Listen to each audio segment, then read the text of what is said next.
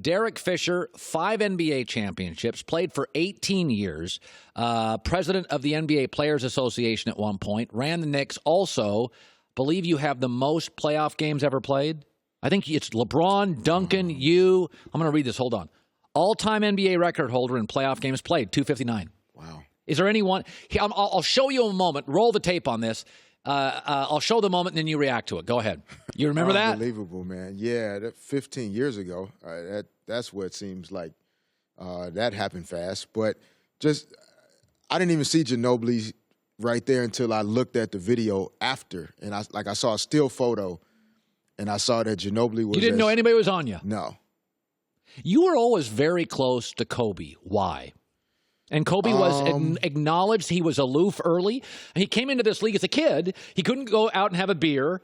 He couldn't go to a nightclub. Kobe was kind of in his hotel room for about 5 years to start this league. It was a weird situation. You were always tight with Kobe. What connected? Well, I think we kind of grew up carrying the baggage, so to speak, of like just being rookies, doing rookie duties, learning how to become pros in this league. And obviously talent levels vastly different. But there were a lot of days after practice, we had to stay back and play one-on-one and get shots up. And he didn't play a lot of minutes his rookie year. I got some minutes. And so I think starting from a similar place gave us a connection that kind of lasted, for every year after that, basically. You played with Westbrook. You played with Kobe. Where are they similar personalities? Where are they different? I would say similar personalities in terms of and you mentioned quarterbacks earlier, before we came on, amnesia completely from the last possession. Both. I don't care if I'm 6 for 22. I don't remember that I missed 16 shots. I'm shooting the next one if there's a shot there. Kobe and Westbrook both like that. Very similar, and it is not necessarily even based in selfishly thinking this is the only way that the team can win, but it's a belief in self that a lot of the rest of us kind of struggle with at times. Yeah. And so they get kind of labeled as selfish, arrogant, too much ego, etc., when you could look at it in the other way that some of us are not always as confident as we should be, and that's why those guys stick out the way they do. Now, where are they different? I think that Kobe's understanding of the nuances of the game and some of the details, footwork, the mechanics of playing basketball, how to efficiently do things and get to certain spots on the floor, get his shot off. He understood those things at a very young age, and it's why he was able to take advantage of just about any defender, any team. A very nuanced player. Yeah, and I think that Russell is starting to learn how to become more nuanced. I think he's been able to dominate physically, and as he gets a little bit older, as the league evolves, and as he starts to look at how will I need to play for us to win a championship and for me to play for another 10 years, he's going to start to have to become more nuanced in his game. Derek, it's really interesting you mentioned that. The league's different. I grew up, you could hand check. I wanted my college players to be tough and physical. Now you can't touch anybody. Mm-hmm. It's AAU basketball. Same agents, they're all boys. They all get along.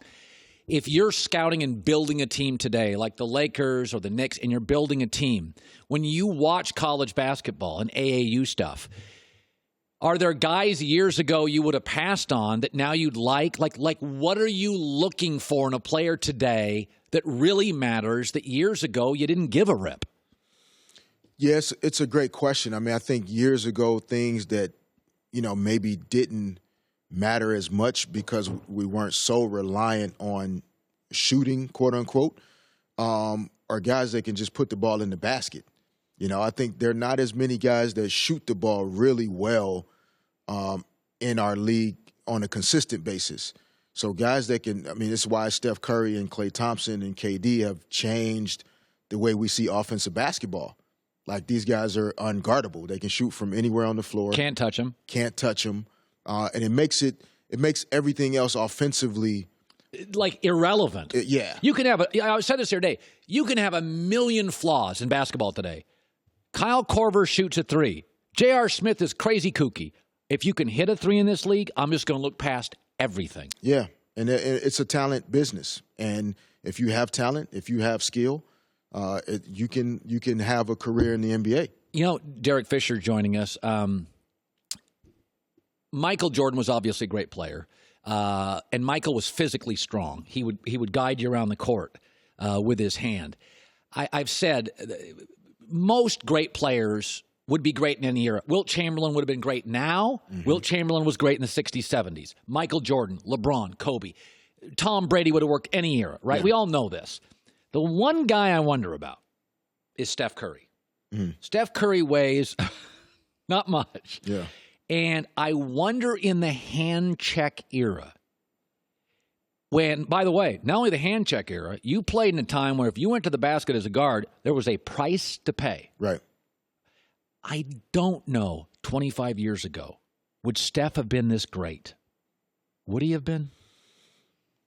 I'm not sure if his percentages would be as high, but I do think because of the way he approaches the game, I think he's tougher than he gets credit for.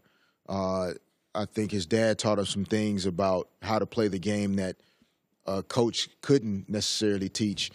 And I think Steph, which is what makes it's hard to compare eras, but had he come up in that era, I think he would have learned what it took to be successful in that era because he's willing to do whatever it takes. First of all, great ball handler and one of the smartest players in league history. Yeah. So he would have been a successful player. My question is, would he have been right now when people ask me who are the best players in the league, and I'm like, okay, LeBron, and then I go to Durant, and then I get into this Giannis, Steph Curry, Harden, where they all do certain things. I don't think he would have been a top 5 player in the 70s. Man. I mean, yeah, top 5 player. I mean, that's a hard one. I mean, you're talking about, Lou Alcindor, which became Kareem Abdul-Jabbar. You're talking about a lot, obviously late 70s, early 80s into Larry Bird, Magic Johnson conversations. Michael comes in the early 80s. But again, a guy that I think about, like, say, with Steph in terms of eras would be John Stockton. Okay? John was a tough SOB, but he grew up in that. And I think that Steph, in a similar way, like had he grown up in the 70s and 80s, he'd have been a little tougher. I think we all were. Me, I was born in 74. Had I experienced some of the things that young men and young women experienced in the 50s and 60s, if you want to take it even deeper, we all would have been a little bit tougher. So I like to think Steph would have been able to make some adjustments and still be great. Top 5 great, I don't know. Yeah. You recently became the LA Sparks head coach. Congratulations. Yes, thank you. You've always been a very academic guy. The Knicks stuff. By the way, Steve Kerr almost took that job. Yeah. I don't even remember that in your resume. I literally, like I do. Derek, Joey and I have been doing broadcasting for a year. We all take a job and people ask us and we're like, I don't know what happened that year. I was in Amsterdam backpacking with a crazy guy. Just take the Nick thing and push it off your resume. It's all good. Congrats on the Sparks job. Thank you. And congrats on stopping by our show because for years and years I've had questions about, you coached Melo in New York. Yeah. I've been rough on Melo. And my knock on Melo has been I'm a big believer in adapting in life. Mm-hmm. Okay? Mm-hmm. You got to adapt. Mm-hmm. The game changes, like technology. Yeah. Like my wife and I, we have to know Facebook and Instagram because our kids are on it. Right. Is it a fair criticism to say Melo's gifted? He wasn't a great adapter. He had his game, and your game is your game, and he wouldn't step back. Is that a fair criticism of him? I mean, I think today, looking back on it, you may be able to say he wasn't able to or willing to, but I think there also, I would say sometimes you don't adapt or adjust the way you need to because you haven't been forced to. And I think with all of the coaching change and the regime change and the inconsistencies once he got to New York, I don't think he was ever consistently forced to become what he needed to for the team to evolve and grow over the years. Is it harder to coach guys today, Derek? They're richer. Average players are now rich. Yeah, I don't know if that part is why it's harder to coach, though. I think it could be some of that, but I think what makes it harder to coach now is that there's a level of relationship and connection with players that is required to help them be their best. You got to be their friend?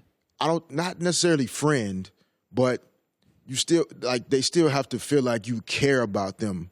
Beyond basketball. Beyond basketball. Didn't used to be that way. I went to work and I went home. Yeah. You were my coach. Right. Now players want you to care about their life. But one can argue that it should have always been that way.